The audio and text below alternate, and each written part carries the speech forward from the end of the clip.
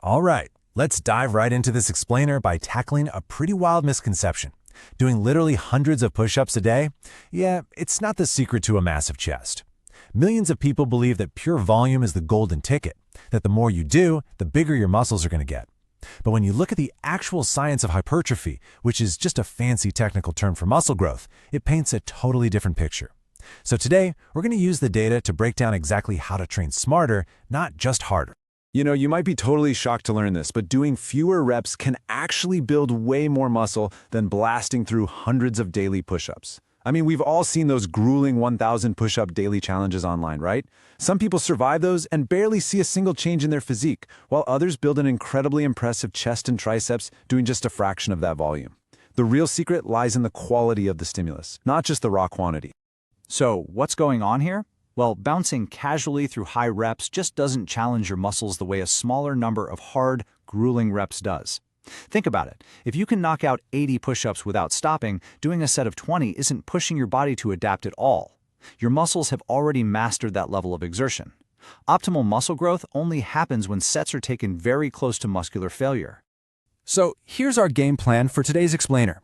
We'll debunk the endless push-up myth, dive into the actual science of muscle growth, set you up with the perfect beginner routine, go over crucial form and recovery rules, and finally, look at upgrading to advanced variations. All right, part 1, the endless push-up myth. Listen, muscle growth doesn't come from just counting random easy reps. It's almost entirely driven by something called mechanical tension. Think of this as the actual physical stress your muscle fibers experience when they're forced to push against heavy resistance. If an exercise becomes too easy, the mechanical tension drops. Your body simply stops receiving the signal that it needs to grow larger and stronger muscles to survive the workload. Moving on to part 2, the science of muscle growth. So what is the magic number? Well, the scientifically proven sweet spot for muscle growth is actually anywhere between 6 and 30 reps per set. But, and this is a massive catch, they have to be hard reps. Research on hypertrophy confirms that you can build muscle with low, moderate, or even high reps, but only if the set is taking close to failure.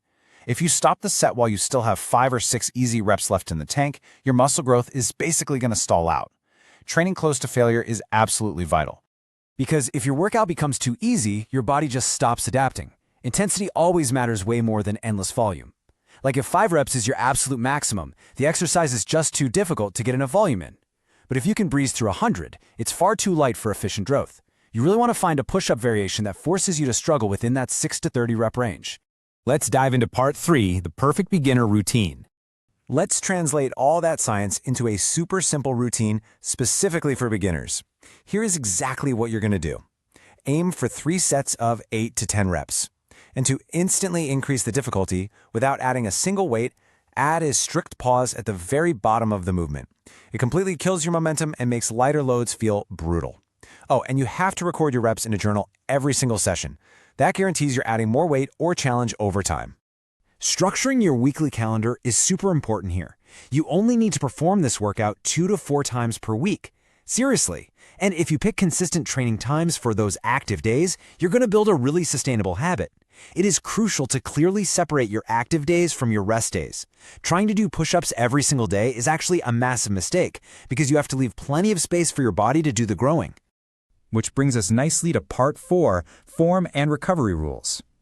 Because here is a crazy truth. You aren't actually building muscle while you're sweating it out on the mat. During the workout, you're just creating tiny, microscopic tears in your muscle fibers. The real magic, that happens on your couch and in your bed. Your muscle fibers absolutely require that recovery time after intense mechanical tension to repair themselves and build stronger. Without proper rest days, your recovery suffers and your muscle growth completely stalls out. Taking rest days is absolutely essential for building muscle tissue.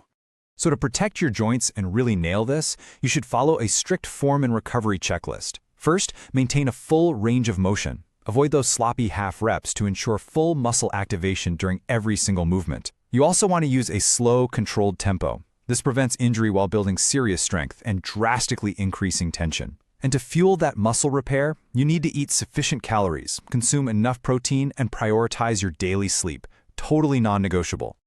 Finally, part 5, upgrading to advanced variations. Okay, so what happens when those 3 sets of 10 standard push-ups start to feel easy? Well, you have to continually scale the difficulty over time to teach your body how muscles adapt through progressive overload.